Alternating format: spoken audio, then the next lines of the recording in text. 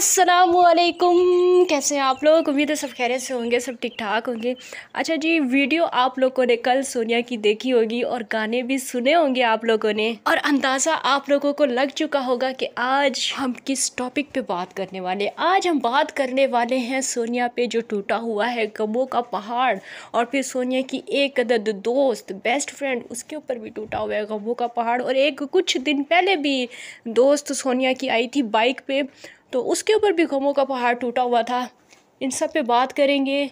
Video आज की बहुत ज़्यादा मज़ेदार होने वाली है। आप सब लोगों से गुजारिश है, वीडियो को आप लोगों ने लास्ट तक वॉच करना है, लाइक करना है, शेयर करना है, और अगर चैनल पे फर्स्ट टाइम आए हैं तो चैनल को सब्सक्राइब ज़रूर करना है। तो जनाब, मज़ीद गमों का पहाड़ तोड़ने से पहले, मेरा मतलब है कि वीडियो शुरू करने से पहले मैं आप लोगों को बताना चाहूँगी कि इस गाँव में, इस विलेज में किस किस पे गमों का पहाड़ टूट चुका है। सबसे पहले इस गांव में गमों का पहाड़ टूटा डेली रूटीन वाली आंटी पे, क्योंकि उनके हस्बैंड जो हैं उनका दिमागी तवाज़ुन ख़राब हो गया, तो उन पे सबसे पहले गमों का पहाड़ टूटा। उसके बाद साबरा पे गमों का पहाड़ टूटा, और साबरा के साथ ही साथ एक और मखलूक पे भी गमों का पहाड़ टूटा था, जिसका मैं नाम यहाँ पे लेना पसंद नहीं करती। उसके अलावा आसिया बीबी, उनके ऊपर गमों का पहाड़ टूटा। आसिया बीबी की बहन के ऊपर गमों का पहाड़ टूटा। और यहाँ पे अगर हम खालदा का नाम ना ले तो ये नाइंसाफ़ी होगी, क्योंकि उन पे भी गमों का पहाड़ टूट चुका है। मतलब ये सारी बातों का ये है, इस बरादरी में कोई औरत ऐसी बची नहीं है जिस पे शोहर के हवाले से गमों का पहाड़ ना टूटा हो। और जो औरतें बची हुई हैं, जो औरतें यूट्यूब पे नहीं, अच्छा यहाँ पे मैं शाजिया का नाम लेना भूल गई, तो उन पे भी गमों का पहाड़ टूटा हुआ है। तो जो बची हुई थी औरतें जो यूट्यूब पे नहीं थी, अब उन पे भी गमों के पहाड़ टूट रहे हैं, जिनको एक एक करके हमारी प्यारी सोनिया सामने ला रही हैं। और वो बता रही हैं कि हमारे विलेज में सारी जो औरतें हैं उन पे गमों के पहाड़ टूटे हुए। हमारे गाँव के जो मर्द हैं वो किसी काम के नहीं हैं, वो नाकारा मर्द हैं। ऐसे मर्द दुनिया में आते क्यों हैं, पैदा ही क्यों होते हैं ऐसे मर्द जो औरतों को तकलीफ़ देते हैं, जो औरतों पे गमों के पहाड़ तोड़ते हैं। लेकिन यहाँ पे मुझे एक और बात भी कहनी है कि जिन औरतों पे गमों का पहाड़ नहीं टूटा अपने हस्बैंड की वजह से, लेकिन फिर भी उन पे गमों का पहाड़ टूटा हुआ है हालात की वजह से, गुर्बत की वजह से। हाय, ये बात करते हुए व्यूवर्स मैं इतना रोई आप लोगों को मैं क्या बताऊँ। एक औरत को कितना दुख सहना पड़ता है यूट्यूब पे आने के बाद, टिकटॉक पे आके डांस करने के बाद एक औरत को कितना कुछ सहना पड़ता है। मैंने किस तरह से अपने आंसू छुपाए यूट्यूब पे, मैं आपको किस तरह बताऊं। वो जो रमज़ानों में मैंने वीडियोस बनाई थी, वो जो मैंने आके रो रो के आप लोगों के सामने फरियाद की थी, वो तो सारा सिर्फ ड्रामा था। मैं रोई बिल्कुल भी नहीं हूँ, मैं बिल्कुल भी नहीं रोई। सोनिया इतनी कमज़ोर थोड़ी है, उसने तो आप लोगों के सामने हंस हंस के वीडियोस बनाई हैं। वो जो सब कुछ मैंने आप लोगों को बताया, वो उसे शिकायत करना नहीं कहते। वो जो मैंने आप लोगों को रो रो के अपनी दास्तान सुनाई थी, गमों के जो मुझ पे पहाड़ टूटे थे, और मैंने धाड़े वार वार के आपको यूट्यूब पे सुनाया था, तो वो मैंने कुछ भी नहीं सुनाया आप लोगों को। मैंने तो आप लोगों के सामने अपना मुस्कुराता हुआ चेहरा रखा है हमेशा। मैंने तो व्यूवर्स अपने दिल पे पत्थर बांधे हुए हैं, क्योंकि मैं अगर रोऊंगी, मैं अगर परेशान होती हूँ, तो फिर मेरी माँ भी तो मुझे देख के परेशान होगी। मैंने सबको हंसा के रखा हुआ है, मैंने सबको खुश करके रखा हुआ है। और मैं आप सब लोगों को भी यही कहना चाहूँगी कि जो बंदा आपके साथ बुरा करता है, जो बंदा आपको तकलीफ़ देता है, जो बंदा आपको परेशान करता है, उस बंदे के लिए कभी भी आप लोगों ने अपनी ज़िंदगी बर्बाद नहीं करनी, कभी भी आप लोगों ने रोना नहीं है, मेरी तरह स्ट्रांग बनना है। मेरी तरह आप लोगों ने आके बस 2-4 दफ़ा रो के अपनी ऑडियंस बनानी है यूट्यूब पे, और टिकटॉक पे आपने थोड़े से मुजरे करने हैं। थोड़ा सा तो गलत काम फिर करना ही पड़ता है ना, मतलब ऑडियंस बनाने के लिए। फिर वहाँ पे जाके टिकटॉक पे आपने थोड़े से मुजरे करने, यूट्यूब पे आके आपने ऑडियंस बनानी है, थोड़ा सा रोना धोना है। उसके बाद आपकी जब ऑडियंस बन जाएगी, उसके बाद आपने कहना है कि मैं रोई कब हूँ, मैंने हमदर्दियाँ कब ली हैं, मैं आपके सामने कब गिड़गिड़ाई हूँ, मैं तो बहुत स्ट्रॉन्ग हूँ। फिर जनाब, आप लोगों ने सोनिया की तरह ये गाना गाना है, जिंदगी खफा खफा और तुम दिल लगाने की बात करते हो। ऐसे हैं कि मैं कुछ कर नहीं सकता। तड़पता है ये दिल लेकिन मैं आहें भर नहीं सकता। जख्म है हरा हरा और तुम चोट खाने की बात करते हो। जिंदगी खफा खफा और तुम दिल लगाने की बात करते हो। कभी जो ख्वाब देखा मैं मिली परछाइयाँ मुझको। मुझे महफिल की ख्वाहिश थी मिली तन्हाइयाँ मुझको।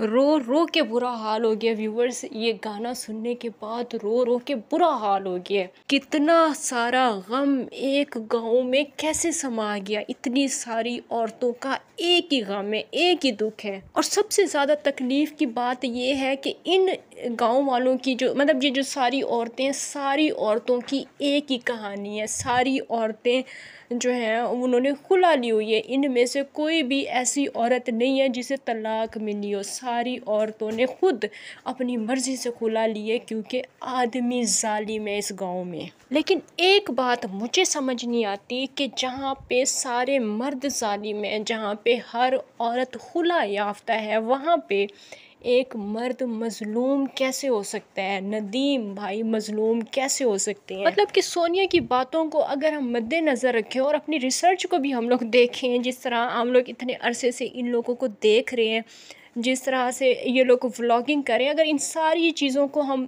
बगौर देखें तो पता ये चलता है कि इस गांव में सारे मर्द जालिम हैं। कोई भी काम का मर्द एक भी नहीं है।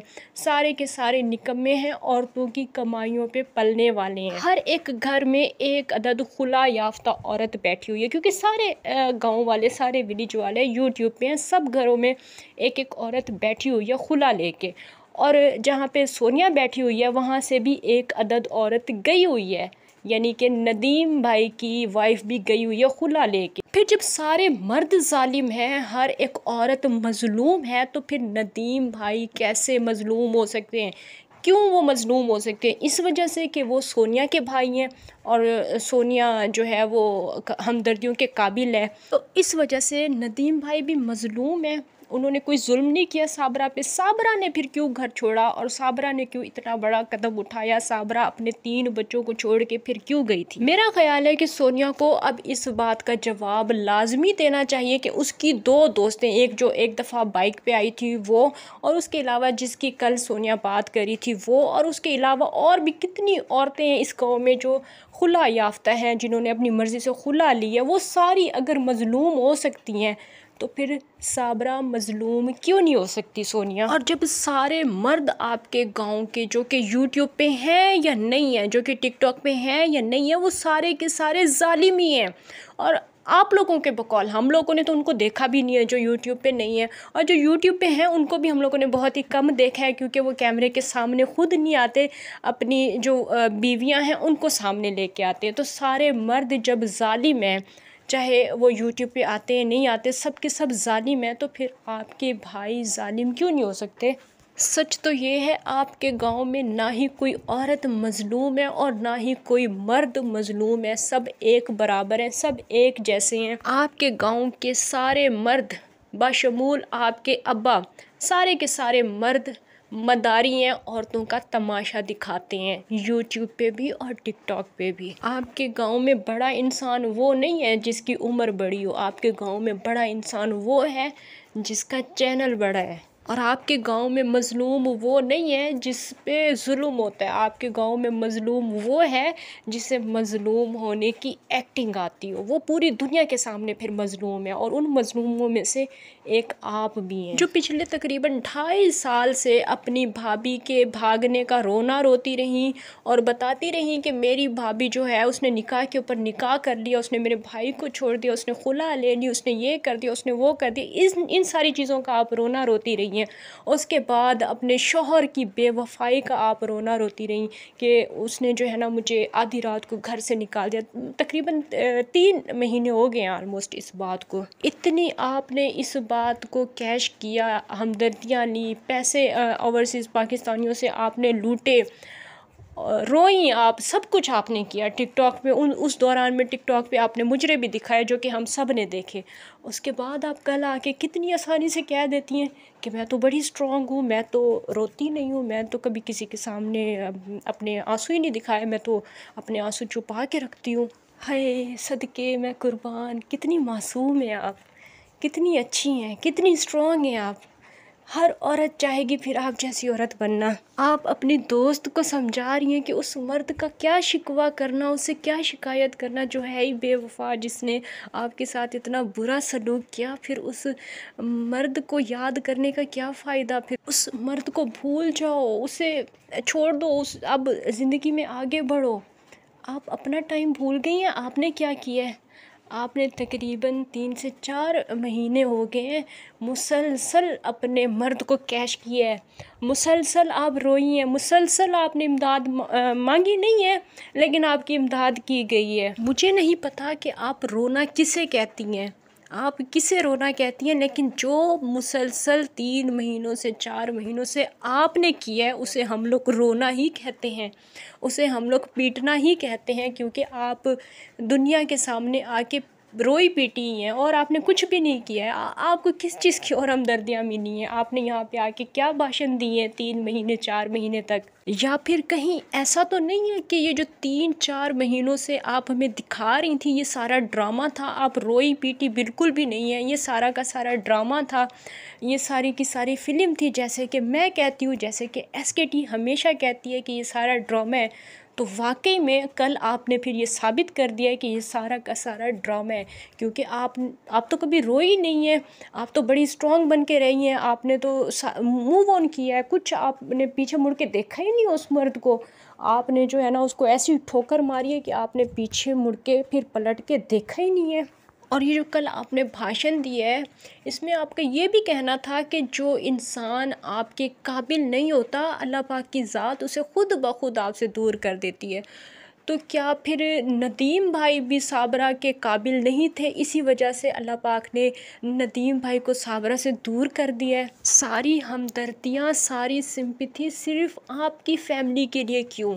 आपके गांव में और भी बहुत सारी औरतें हैं जिनको इस दर्द से, गमों के पहाड़ से गुज़रना पड़ा है, जिन्हें खुला हुई है, तो उनमें एक साबरा भी है। तो अगर आपके हिसाब से देखा जाए तो फिर जुल्म उन पे भी हुआ है। फिर इतना सब कुछ करने के बाद आप उन पे किए गए अपने जुल्म याद करें, आप उन पे लगाई गई अपनी तोहमतें याद करें, और उन पे जो आपने वीडियोस बनाई थी वो वीडियोस याद करें। आप रिएक्शन चैनल वालों की फ़िक्र ना करें कि रिएक्शन चैनल वालों की कभी बख्शिश नहीं होगी। आप अपनी बख्शिश का सामा पैदा करें। हम जो वीडियोस बनाते हैं हम किसी पे तोहमत नहीं लगाते। हमने ना ही साबरा पे कभी तोहमत लगाई, ना ही एक और जो खलाई मखलूक टाइप औरत है उस पे कभी कोई तोहमत लगाई, और ना ही आप पे कभी कोई तोहमत लगाई।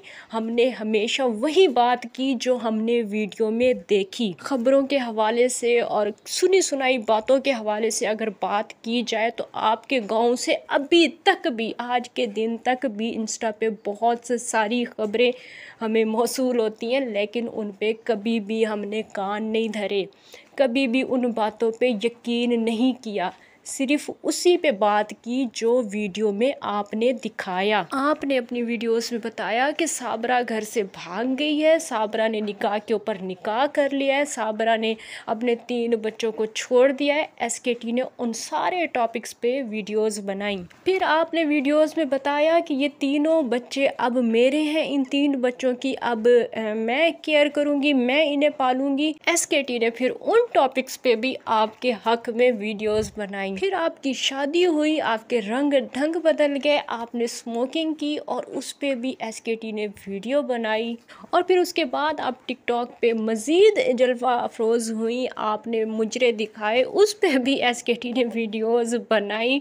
और सारी चीज़ें विद प्रूफ रिकॉर्डिंग के साथ दिखाई अपनी ऑडियंस को, कोई एक सिंगल तोहमत भी नहीं लगाई। क्या लोगों के सामने जो आपका रियल फेस लाया गया है विद प्रूफ, उसे आप तोहमत का नाम देंगी? क्या रिएक्शन चैनल वालों के बख्शिश वाले जो सर्टिफिकेट हैं वो आपके पास हैं? आपकी मर्जी है आप किसे सर्टिफिकेट देंगी और किसे आप दुत्कार देंगी।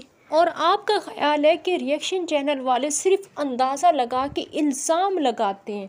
आप मुझे बताएं कि कौन सा हमने अंदाज़ा लगाया है या कौन सा आप पे इल्ज़ाम लगाया है हमने। क्या टिकटॉक पे आप नहीं आई और अभी भी टिकटॉक पे आप अपनी डांस वाली वीडियोस नहीं लगाती? रोज़ लगाती हैं, रोज़ाना आपकी वीडियोस होती है वहाँ पे। तो वो वीडियोस क्या आपके ऊपर इल्ज़ाम है? वो इल्ज़ाम नहीं है, वो आपका रियल फेस है जो आपने यूट्यूब वालों से छुपाया हुआ है। और SKT ने कोई गलत काम नहीं किया। आपका रियल फेस अगर मैंने दिखाया है, अगर मैंने ये चीज़ दिखाई है कि आप टिकटॉक पे नातों पे भी झूम लेती हैं, डांस कर लेती हैं, तो मैंने कोई गलत काम नहीं किया है। मैंने जस्ट आपकी रियलिटी जो है वो दुनिया के सामने लाई है। आप खुद अपनी मर्ज़ी से 3-3 रुपए में सेल हुई हो टिकटॉक पे, और ये सब तमाशा सारी चीज़ें हमने अपनी आँखों से देखी हैं। 3-3 रुपए में आप सेल हुई हो। और अगर ये सच्चाई, ये रियलिटी SKT ने दिखाई है तो SKT ने कोई गलत काम नहीं किया, कोई तोहमत नहीं लगाई, कोई इल्ज़ाम नहीं लगाया, सारी चीज़ें विद प्रूफ दिखाई हैं। और इसी तरह आगे भी इंशाल्लाह SKT आप लोगों की सच्चाई लाती रहेगी और विद प्रूफ लाती रहेगी, क्योंकि SKT का मतलब है सच की तलाश। और आखिर में बस मैं इतना ही कहना चाहूँगी कि इस गाँव में सोनिया, साबरा और ना ही कोई हीमेल ना कोई शीमेल, इस गाँव में कोई भी हमदर्दी के काबिल नहीं है। और यहाँ तक कि इस गांव के बुज़ुर्गों के भी काम आप लोग चेक कर चुके हैं। आज से तकरीबन 1 साल पहले यतीम की शादी पे तो वो भी आप लोग चेक कर चुके हैं कि बुज़ुर्गों के क्या हालात हैं। तो इस गांव में कौन फिर हमदर्दी के काबिल बचता है? कोई हमदर्दी के काबिल इस गाँव में नहीं है। सारे गाँव की औरतें घरों से फ़रार हैं। सारे गाँव की औरतों ने शादीशुदा होते हुए भी और मर्दों से दोस्तियां लगाई हुई थी। सारी औरतें एक जैसी हैं, सारे मर्द बेगैरत बने हुए हैं। सब कुछ आप लोगों के सामने है, सब चीज़ें आप लोगों ने अपनी आंखों से देख ली हैं। अब मज़ीद क्या देखने को रह गया है? तो बस ये थी मेरी आज की वीडियो। इंशाल्लाह नेक्स्ट वीडियो में आप लोगों से फिर से मुलाकात होगी। अल्लाह हाफिज़।